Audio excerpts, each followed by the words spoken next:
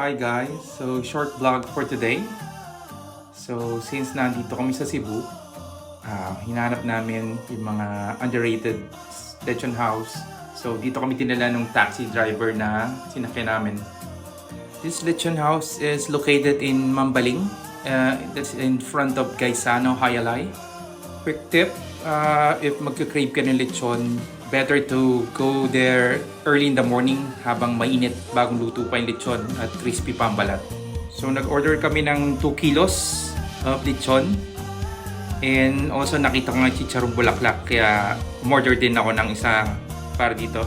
Also, ito yung sikat na Cebu puso. Yan yung kanin nyo na kakainin with the lechon.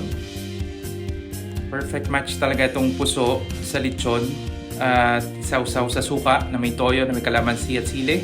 So that's it for now for my mini vlog.